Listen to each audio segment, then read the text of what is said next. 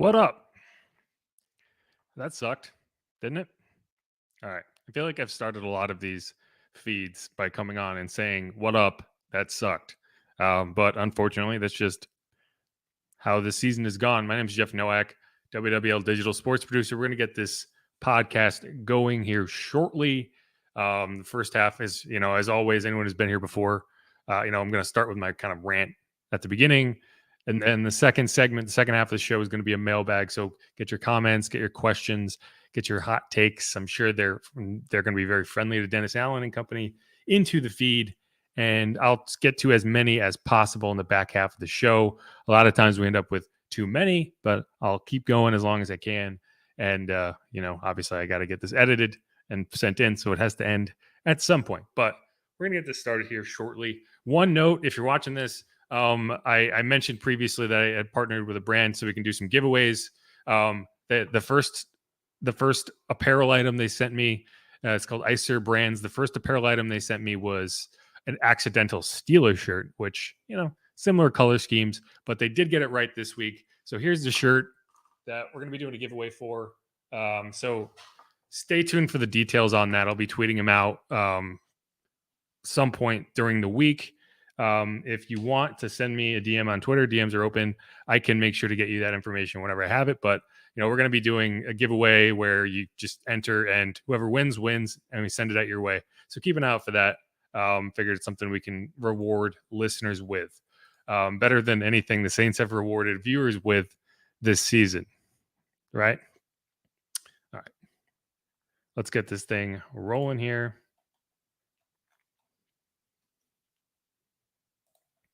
All right. Woof. That's all I have to say. Welcome in to Inside Black and Gold. My name is Jeff Nowak, WWL digital sports producer. We are here for the post-game edition, a therapy session, if you will, after the Saints got blanked 13-0 by the San Francisco 49ers. And, what's the most frustrating thing about this game is not that the Saints lost it. I went in to this game expecting the Saints to lose. They were 9-point underdogs for a reason. The frustrating thing about this game is how winnable it actually was. The 49ers did not play well. The Saints played worse. The 49ers defense, obviously, you have to play pretty well on defense to shut a team out. That's obvious. But the 49ers offense, pedestrian. All these playmakers that we spent the whole week talking about, the Deebo Samuels, the Eli Mitchells, the Christian McCaffreys, the Brandon Ayuks, they were, the George Kittles, they were okay, right? Eli Mitchell, 7 carries for 35 yards. Christian McCaffrey, 11 carries for 32 yards. Some guy named Jay Mason, who apparently finished the game off. I don't even know his first name. I'm not going to look it up because I'm that mad. 5 carries for 25 yards. Brandon Ayuk was their leading receiver, 5 catches, 65 yards. Juwan Jennings, 6 catches for 49 yards and a touchdown. That I still can't understand how it ended up the way it did. If Tyrann Mathieu gets his palm under it, it's an interception in the end zone. Instead, it's just doop. And it's just like, that's the Saints season, right? It's the Saints season in a nutshell. But yeah, George Kittle, 3 catches, 26 yards. Deebo Samuel, 3 catches, 43 yards. Like, these are average numbers. This 49ers offense did virtually nothing in the second half. They kicked a field goal. That's it. That was their second half offense. And the Saints just could not get on the board. The most frustrating part is that if you just kicked field goals the entire game, you would have been right there. You had a chance because it did not feel like the Saints were ever going to get into the end zone. We're going to talk a little bit more about that. But, I don't know. It's frustrating because if they had just lost 36-7, and you're like, yeah, okay, they were going to get dominated in this matchup. The 49ers are a better team. I didn't see the 49ers as being a significantly better team than the Saints. I saw the Saints just fail in every way possible. Alvin Kamara fumbles twice on the first drive of the game and what felt like the Saints' last drive of the game, at least what felt like their last real chance of the game. At the goal line, just popping it up. Incredibly frustrating to watch. Chris Olave had the pass overturned, which, we'll talk more about that. We got comments from everybody on the fact that it's wild that wasn't a catch. We'll talk more about that. Yeah. Penalties. The Saints finally get an interception that feels like it's going to turn momentum, and Chris Harris gets, what I'll call a weak illegal contact penalty. I mean, by the letter of the law, sure, fine. I mean, if you're going to call illegal contact on that, you were going to call illegal contact 40 times a game. So by that standard, whatever. It's just, I don't know what you do. I mean, it's just week after week after week. The Saints cannot win back-to-back games. The frustrating part is that we still have to continue talking. It would be nice if the season was just over and we could just see what's salvageable and start talking about, okay, what are we looking for? What are you pushing forward to next year?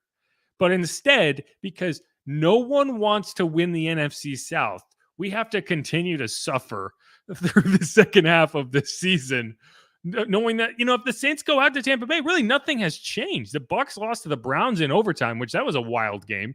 If anyone caught the end of that, David Njoku with the crazy one-handed catch on 4th and 10 to tie that game in the final minute. The Falcons lost to, oh man, I forgot who the Commanders. Another game that went down to the wire. So there are no teams in the NFC South with a winning record. The Saints are a game and a half out with a game left to go against the Bucs. If they go out to Tampa and beat the Bucs, they were going to be a half game out of first in the division, which is stupid. I don't even want to say it out loud, but it's true. Like, the season somehow will not die. And just like this game, it just felt like, oh man, like it felt like it was over with 10 minutes left because the Saints got down into the 10-yard line and you were just like, no, they're not scoring. There's no way. There was a point where Dennis Allen used a timeout to prevent a delay of game penalty. And I actually felt like that was a mistake because the Saints, it felt like they had a better chance to score from further out than they did once they got into the red zone. That they just had nothing. The offensive line got trucked. Alvin Kamara was not able to get any space. Like, I don't blame Alvin for his rushing total. 7 carries for 13 yards. Taysom Hill, 6 carries, 13 yards. Mark Ingram, 4 carries, 10 yards. Andy Dalton, the Saints' leading rusher, 4 carries for 21 yards. The offensive line, I mean, I have never seen a team get penetration as quickly as the 49ers did in this game. I think I counted 5 times that a running back got the ball or Taysom Hill had the ball, and he had a defender in his face before he was even set to run, to make a move. That first fumble from Alvin Kamara, if you go back and watch it, he had to make a guy miss 3 yards behind the line of scrimmage, and he did. And then he's getting upfield, and that's when the ball gets knocked out. So it's like he's not even able to set and make a decision before he got someone in his face. That was all day. We can blame Andy Dalton. I don't think he had a great game, but again, it's like the offensive line was not blocking a lick. And it's, I don't know. Like, the only positive you could say is like maybe if Jameis was in there, he could score from further out because you were not scoring from close in. You had guys have the ball knock off their face multiple times. Jawan Johnson had the ball in his grasp in the end zone twice in the final 10 minutes of that game. Taysom Hill literally had the ball bonk off his helmet. It's so I don't know. Anyway, deep breaths. Andy Dalton, 18 completions on 29 attempts, 204 yards, no turnovers. Chris Olave led the Saints in receiving, 5 catches, 62 yards. He's now tied for 4th all-time for rookie receivers in Saints history in terms of catches. Rashid Shaheed had probably his most productive game, give or take the scoring part of it, but he did have 2 catches and an end-around run. The first catch went for 35 yards. The second catch went for a first down on 3rd down. The end-around went for a first down on 3rd down. So he made an impact. Didn't break any punts, but he did make an impact in that game. Adam Troutman had 1 catch, 17 yards. Jarvis, way too quiet. I think he is still dealing with that ankle injury, but you need more out of him. 2 catches, 20 yards. Kamara, 6 catches, 37 yards. Then that's about it. We can keep talking about guys like Caden Ellis, 12 solo tackles, which is a crazy number. He had a game high 14 tackles. Chris Harris, 7 tackles with at least 2 bonehead penalties. That late hit out of bounds late in the first half. He's a 12-year veteran. That is crazy that you have a 12-year veteran making that boneheaded of a play. But he did, and then it led directly to that touchdown by Jawan Jennings. So, yeah. Paulson Adebo, I think if you're looking for a silver lining, Paulson Adebo, I thought had a great game. And the defense in general had a solid game. Like, you can't pin this on the defense. It's impossible to win a game when you don't score any points. I take that back. It's virtually impossible to win a game. No, I'm right. It's impossible to win a game when you don't score any points. The best you could do is have a 0-0 tie. So you can't pin a game on the defense when the offense doesn't put up a point. Will Lutz, I don't know what's wrong with Will Lutz. His leg is still powerful. I think his rangefinder is a little off, or his direction. I don't know if he's misjudging the wind. These missed kicks inside of 50 yards are wild. You just can't do that.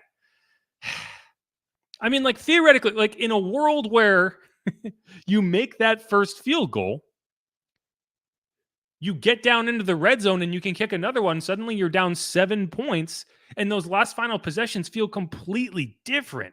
That missed field goal is just like, that can't happen. And I don't know, maybe it's just a down season. Maybe he's just not coming back fully from that core surgery. It's just, I don't know. It's everything that the Saints can possibly do to lose a game. They manage to do it seemingly every week. Like, if the opponent is the Raiders, if the opponent is the Rams, if the opponent is the Falcons, they seem to be able to lose the game on their own, and the Saints just take it from them. Right? Like the Rams and the Raiders will say, hey, would you like this game? And the Saints are like, yeah, sure, I'll take that. But in games where you have to actually go out and beat somebody, this team is completely lost in the woods, and again, like, that's the frustrating thing, is how winnable this game was and how much you left out there. Like, how many opportunities you just left on the field. And it comes down to coaching. It comes down to game planning. I don't think the Saints had a very good game plan for the 49ers. I thought they did have a very good game plan for Aaron Donald. They did not have a good game plan for this 49ers defensive line. And to be fair, it is a very good defensive line. It's a very good 49ers team. They were always going to harass you. But there were just too many moments in this game where you look at it and you're just like, how? We had a lot of chances. We had a lot of chances. We had the ball in our hands a couple of times in the end zone and couldn't come up with the play. So, we're going to go back and look at this tape, but I feel like we gave ourselves plenty of opportunities to win this game. And look, you have to give them credit. Like, they made the plays when they needed to make the plays. And so I don't want to take anything away from them, because I think they're an outstanding football team. But I feel like there were some plays out there that we could have made that could have been the difference in the game. And he's not wrong. Like, I think that the Saints put themselves in a position to win this game. The defense played well enough that you could go win this game. I still don't understand this baffling lack of game-changing plays. 2 interceptions 12 weeks into the season makes zero sense. Like, just by luck standards, you would think you would get a couple balls tipped up into people's hands. He had a few close calls today, right? Like, Tyrann Mathieu got his hand on a ball. Paulson Adebo knocked a ball down on the first scoring drive from the 49ers that, Caden Ellis almost got his hands on. There was another ball that was kind of floating that a 49ers made a good play on and knocked it down. So, yeah, I mean, you're getting closer, but even still, it's just the balls aren't landing in your arms. And, when you get a gift interception and you give it back with a stupid play, and whether it was a good call or not, by the letter of the law, it's a foul, then that's on you. That's a part of the reason you don't have interceptions, because you're giving them back. Now, all that said, I thought the refs had an awful day. People are trying not to get fined after the game, but I thought it was one of the worst officiated games we have seen this year. And, I think it went both ways. What you can say for it is that it was reasonably consistent in that the 49ers got called for a few questionable ones too. That holding call on George Kittle that negated the Eli Mitchell run. That was a close one that you could have seen let go. There was a few others, that there was that call late in the end zone. I just think it was a poorly officiated game all around. But the Saints, I thought, did get really, really hit by it on the one play that I think is just bad. And it's the Chris Olave catch and overturn, because how do you overturn that? Like, I get it. The ball went on the ground, and Chris Olave's got to hold on to that goddamn ball. Like, that's your job. You are a professional catcher of footballs. Hold on to the ball. Learn how to fall. Rashid Shaheed had one. His long catch. He put the ball on the ground too. I'm pretty sure, based on how they overturned Chris Olave's, that if they had challenged Rashid Shaheed's catch, it would have been overturned too. And maybe Kyle Shanahan didn't want to use a challenge that early in the game. I don't know. But he put the ball on the ground just like Chris Olave did. And I don't understand. Like, that is your job, to not put the ball in to catch the ball and hold on to it. And I don't know what it is. And if this was the first time for Chris Olave, that'd be one thing. He did the exact same thing against the Bucs, where he caught a ball downfield and just lost it going to the ground. In that game, it ended up being a fumble that effectively ended the game. So this is something that now it's a trend. Now he's done it more than once. And so while I thought it was a terrible call by the officiating, and I thought it was a terrible decision to overturn it, I don't care what Dean Blandino says. That is a recurring issue for him. So that's something you got to figure out. You need to learn how to fall with the football and not drop it. Because there is going to be more times where you are not contacted and you go down and the ball just pops out of your hands. That's a fumble. In this case, it was an incomplete catch that completely changed momentum in that game. And here's what Dennis Allen had to say about that play. Well, I'm going to be honest with you. I don't know what a catch is in our league anymore. It's kind of changed multiple times. Their explanation to me was that he didn't survive the ground. So, I don't know what a catch. Yeah, I don't agree with the call. And I don't know exactly where we had the ball at. I want to say down there, 10-yard line, something like that. It was a big play in the game, a huge play in the game, and a total momentum-changing call in the game. And here's what Chris Olave had to say in the locker room after the game. Chris, obviously the incompletion in the first half surprised, I think, yourself and many of your teammates. Just what did you think of that play? It was a tough play, but I hold myself to a higher standard, so I just got to complete the catch. And, I guess I got to hold it through the ground. Did you think it was a catch? Oh, yeah, for sure. I thought it was a catch, but they overturned it, so we just had to move on from there.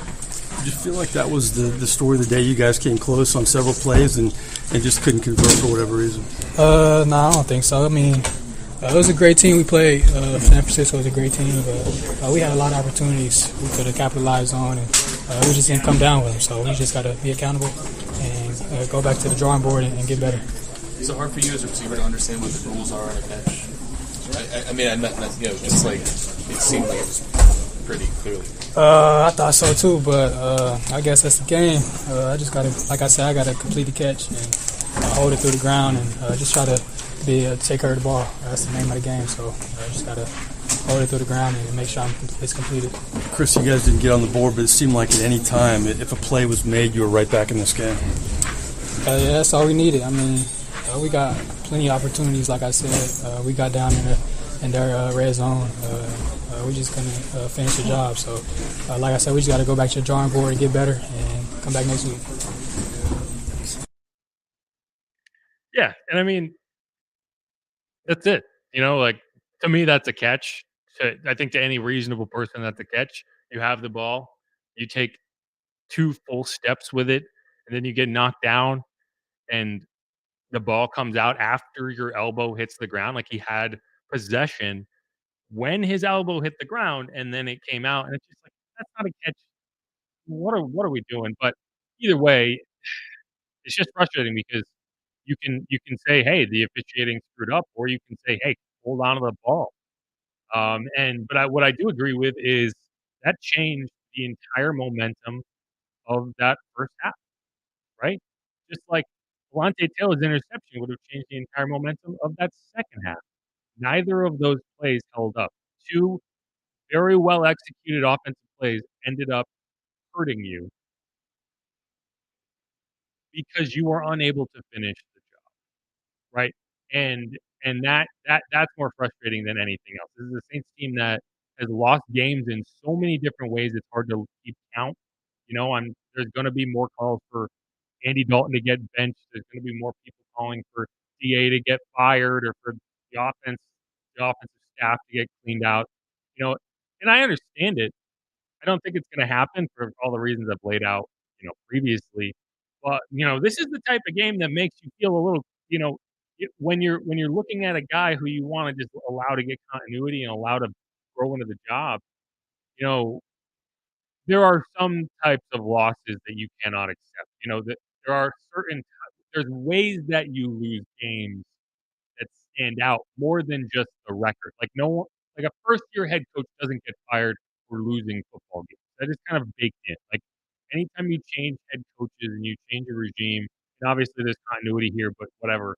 Anytime you kind of make that shift, you're going to be accepting some turnover, some issues, some busts throughout the season. But what you need is for the team to improve, for the team to continue to play hard and to compete. And when you get shut out in the way the Saints did today, that makes you feel a little differently about the situation.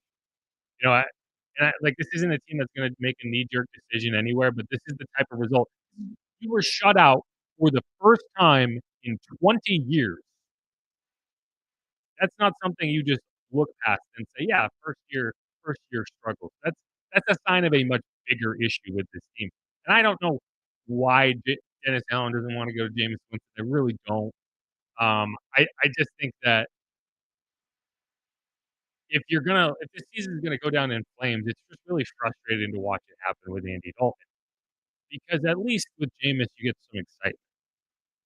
Like with Andy, it's the same movie over and over again. And I think that's what Dennis Allen wants. I think he wants the same movie over and over again. He just wants it to be a better movie.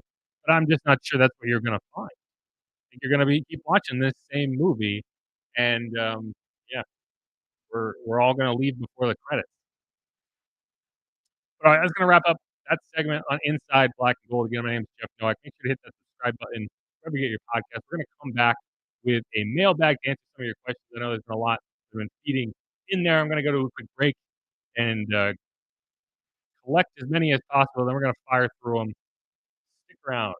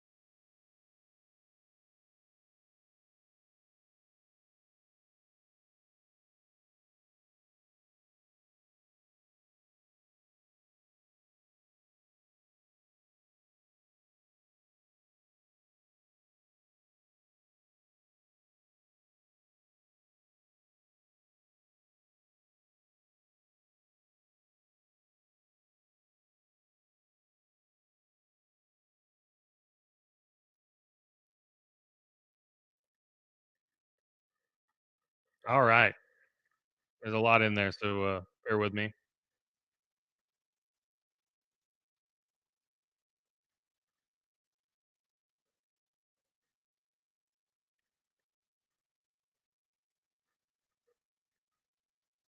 All right, back here on Inside Black and Gold. My name is Jeff Nowak, WWL Digital Sports Producer. We're going to go through a post-game mailbag. Everyone's being very friendly to Dennis Allen in these comments. That's a lie, and you know it. Yeah.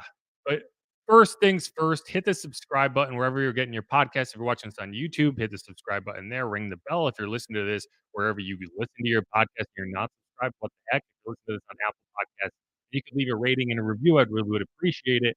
It's really good feedback and it's very helpful to know what you guys like, what you guys don't, what you want to see more of, what you want to see less of, how we can do better at this whole podcasting thing. So if you wouldn't mind, take a couple seconds, give us a rating, give us a review. I really would appreciate it. Without further ado, let's get into some of these comments. First one is from O. Wadi on YouTube. Giants and Vikings first year head coaches have more wins than DA has ever won in a season. Let that sink in. I'm pretty sure that, it's pretty close to, I'm pretty sure the Vikings, yeah, let's see. So Dennis Allen's career record, I'll just make sure I don't get it wrong.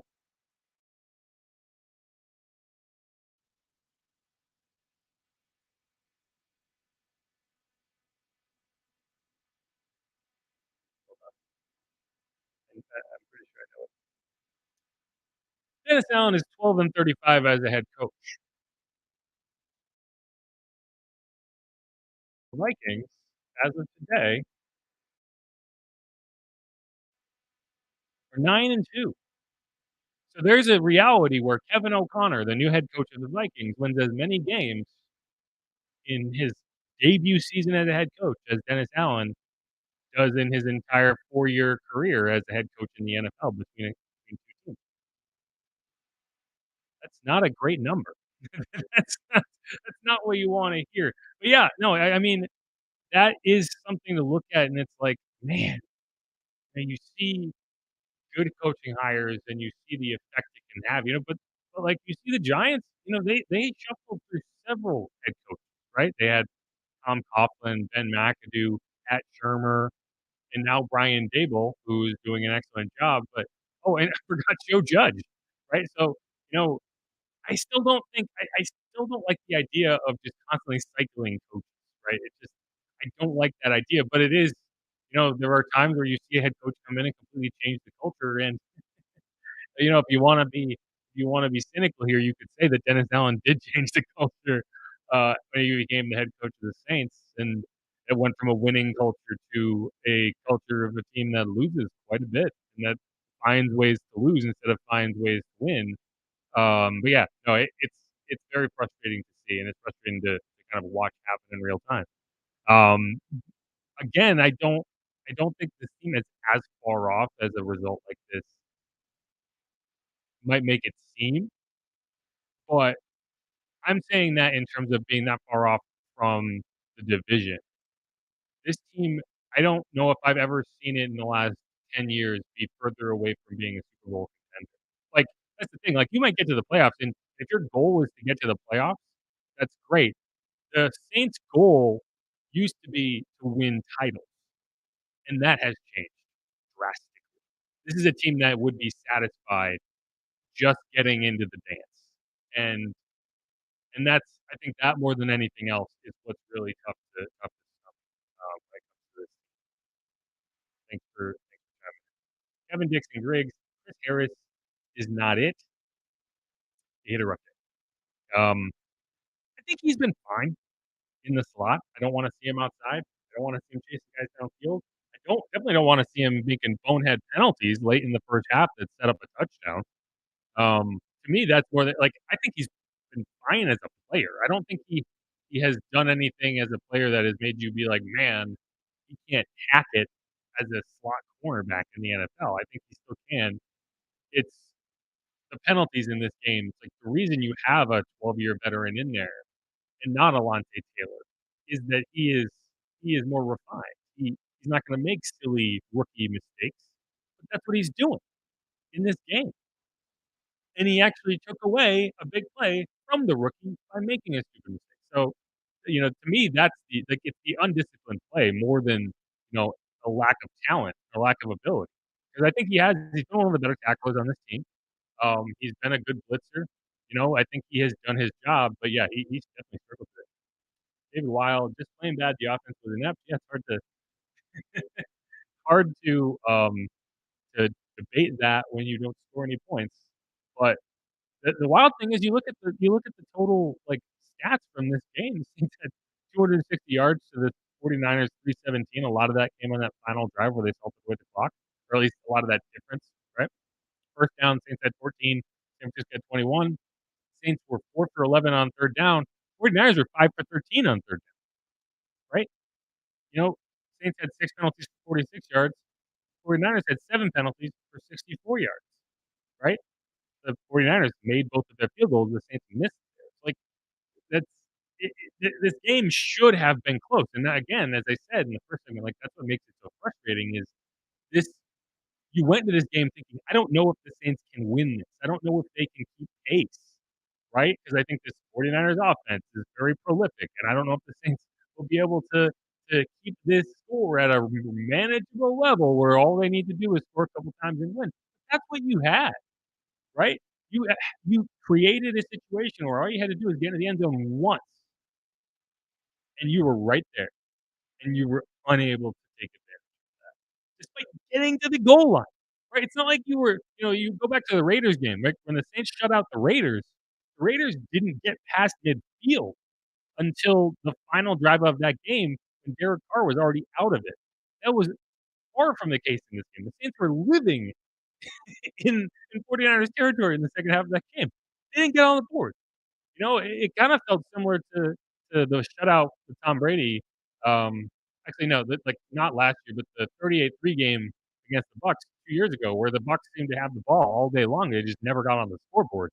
That's what it felt like for the Saints today, and it's just never a good feeling to be on that side of it. Thomas,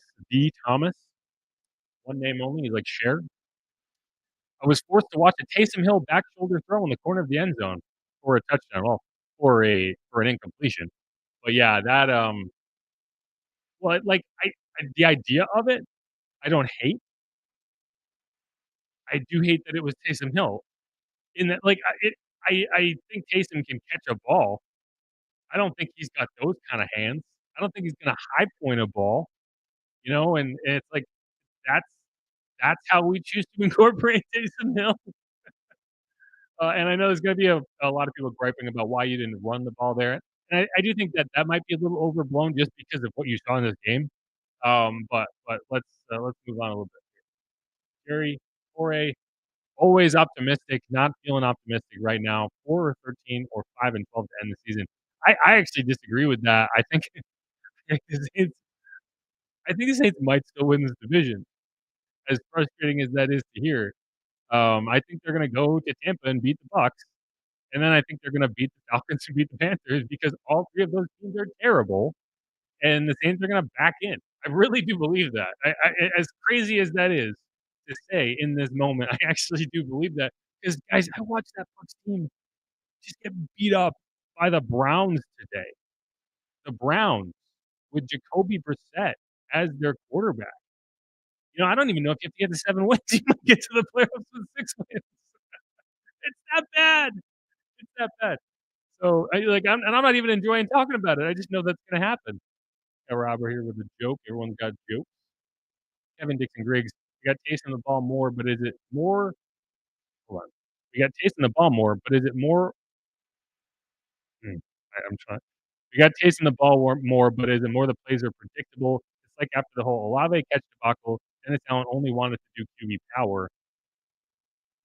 No, I mean, I think, we're going to get into this more. The Saints could not run the ball. They could not block. The 49ers lived in the backfield in that game. That's why you didn't run it on 1st and goal from the 4, because you did not feel confident that you could blow them off the line and get positive yardage. my counter to that would be if you can't run it forward, I'm okay with going backwards because I think more space from the end zone gives you more room to work with, and that was the biggest issue is, you know, you couldn't get open quickly because it was so compressed. There was nowhere to run any routes. Chris Olave's ability to separate, to run a route that gets him some separation is very limited with only the end zone to work with, right? It becomes very difficult if you can't run the ball to score inside the 5.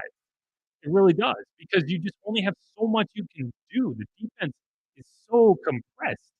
And where are you finding space, right? Like, and that's why when DA called the timeout to avoid the delayed game, I actually was kind of annoyed by that because one, that was a timeout that even if you did get to the end zone, you probably would have needed, and two, I think the Saints had a better chance of scoring from the 10 than they did from the 5. But yeah, I mean, I don't know if it was a creativity thing with Taysom Hill. I just think he didn't run the ball, and you tried to get him the ball in QB power, and it never worked. I think he had one where he ran it well.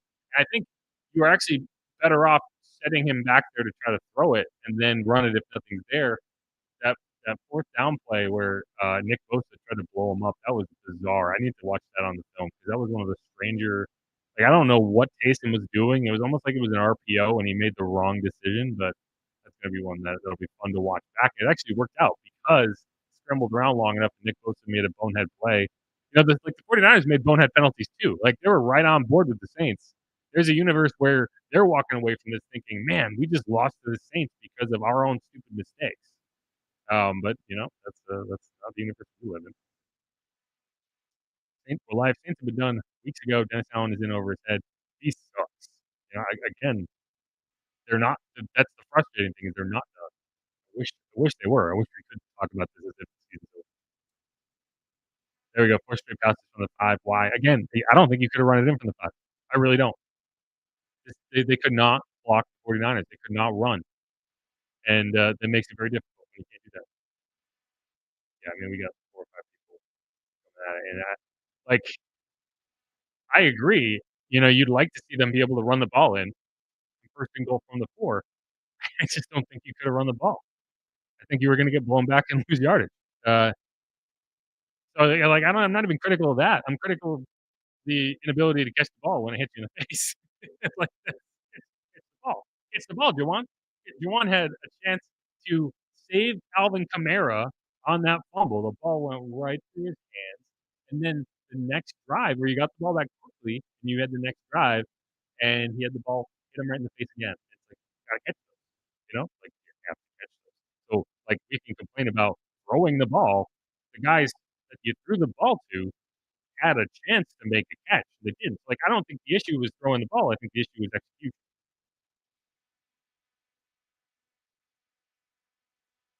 He needs to start over and stop with all this playoff talk. They're finished. I mean, that's the thing is they're not going to stop with the playoff talk because they have no draft picks to worry about. It's gonna keep happening. Yeah, I agree with that. Good teams find ways to win. Bad teams find ways to win. No, I mean, I think they're not a good team, but there's no good teams in the NFC South. So, are you like the Saints are a team that beats teams that are worse than them and gets beat by teams that are better. And I still think that there's a reality. Like, I still think that they might be the best team in the NFC South. As weird as that is, they're 4-8. They're fourth in the NFC South standings.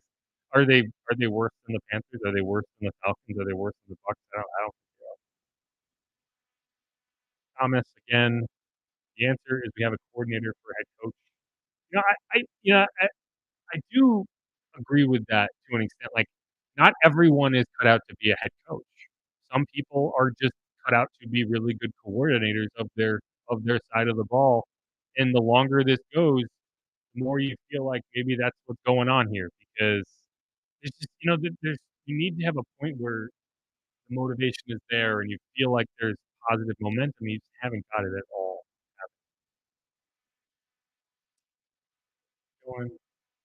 Robin Marie owns Severson. Poor Matthew, that shouldn't have gone that way. I feel bad for Tyrann Mathieu in that moment too. Like, he made a nice play, right? Like, he got his hand on the ball, and I think he was trying to tip it up so that he could catch it, right? And I think that if Juwan Jennings isn't like falling in the perfect spot, there might have been a chance for Tyron to turn around and grab the ball.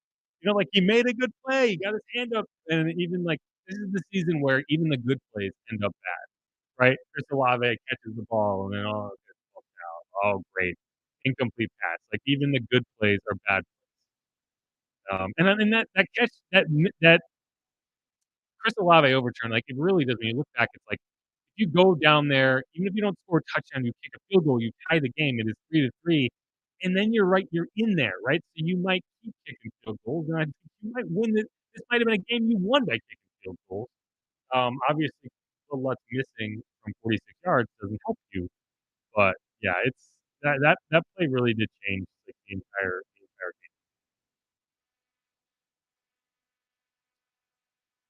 Chris Robin again. I've had nightmares I've recovered from before this. Yeah, that's David Weil again. I'm now of the opinion that we should keep DA next season to ensure we get the first pick of the 2024 draft. Like I know you're joking, but at the same time, I actually think that to some extent that is true in that either he turns it around or you're going straight into the ground anyway, right? So like if you're not bringing in a new head coach and saying good luck, you're seeing if Dennis Allen can turn this thing around. If he does, great. You are in much better shape because you have a coach who has taken his lumps and has improved, and the team has figured it out. If he doesn't, and the team falls off a cliff again next year, then you gotta kind of find a way to rebuild this thing around so that a new head coaching staff will come in or a new head coach will come in and be like, okay, we can go with this. So yeah, I don't.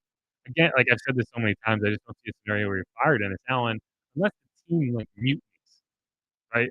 And that's not out of the question. I don't think it's going to happen, but it's not out of the question because you do have veteran leadership, right? So it would be the team having players only meetings and doing that. But I just don't get that. I don't get that read from this locker room.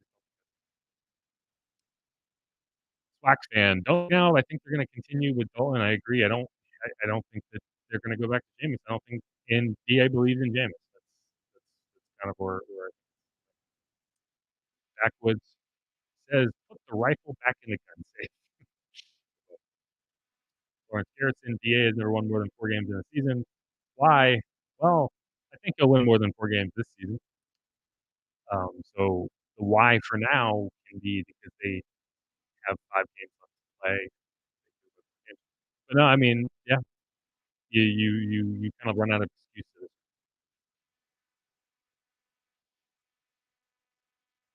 Once again, what is the difference between this year's team, and last year's team, coaching? Sure.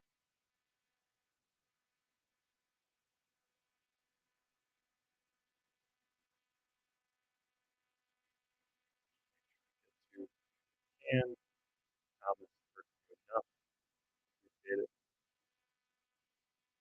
Just just slot cars. I don't know what that means. Maybe it's slot car racing. I don't know. I used to do that. I don't know if that still exists. Um, remember when teams would game plan for Kamara?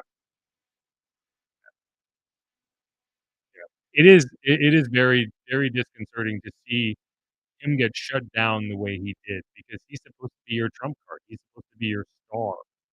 But your star, if your star player is getting shut down, getting held to 13 yards on 7 carries and fumbling twice. Obviously, that second fumble was a catch, but he did have 6 catches for 37 yards.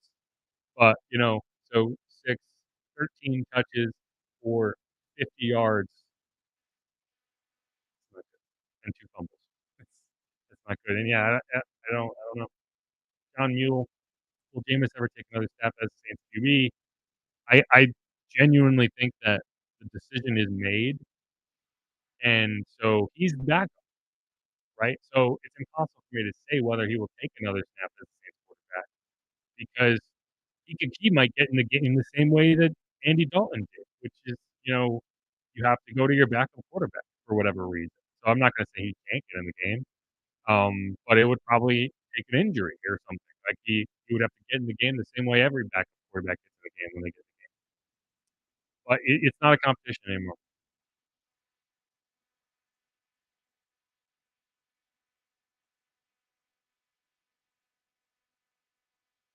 Sorry if I hear my audio going in and out. I think I might be having a weak connection. Hopefully, it hasn't been this whole time.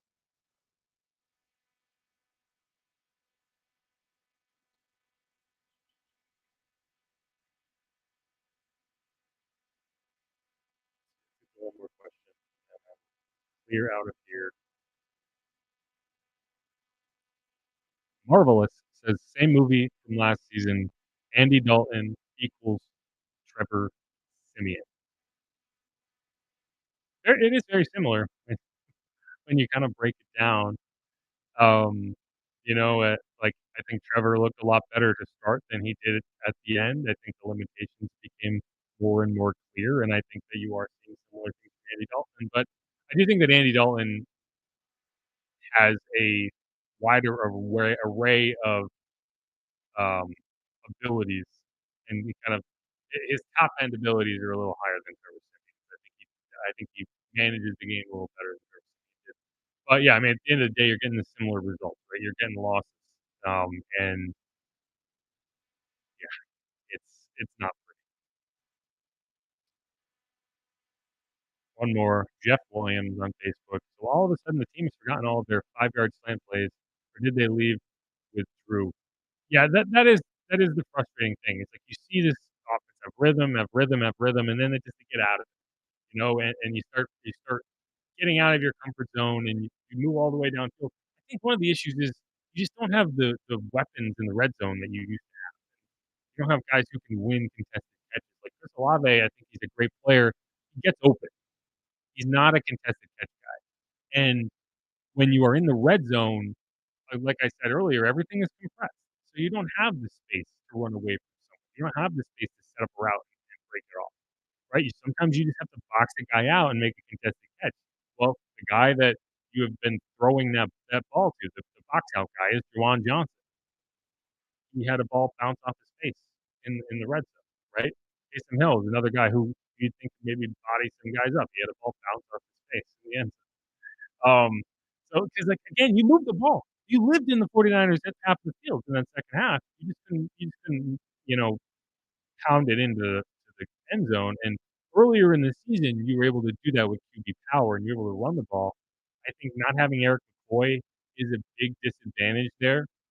I think not having him really loomed large in this game, and it's really hard to quantify just how big of an absence he is because he does so much beyond just being a Pro Bowl caliber center. He says protection, he communicates, and they just haven't had that. And when you're trying to just power the ball in, when you're trying to or QB sneak or whatever you want to do, that if anything, like I wouldn't have mind seeing them spread everything out and then have Andy Dalton run a QB sneak on one of those plays and see how close you can get. Because if you're 1 yard away, maybe you can get there. I don't know. It's frustrating, but there's always next week, right? Saints get an extra day of rest before they head to Tampa Bay, and hopefully they're going to be able to win a couple games and figure this out, so that we at least have entertaining football to consider, right? Like this team is never going to play good football. I think we can move on from that, but it would be nice if the last couple games of the season at least had some intrigue, right? That's better than nothing.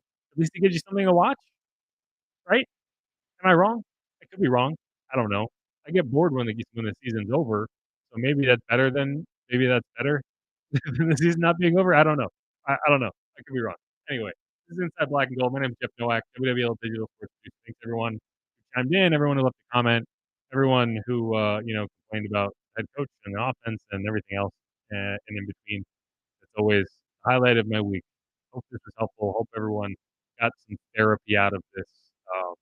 And we'll be back with a new episode on Wednesday. Steve Geller is currently, I believe, somewhere, between Santa Clara and New Orleans, but he's way up in the air, so he was not able to get on here. But he'll be back on Wednesday for the film review pod, which won't be a ton of fun. But we'll do it. I'll do it.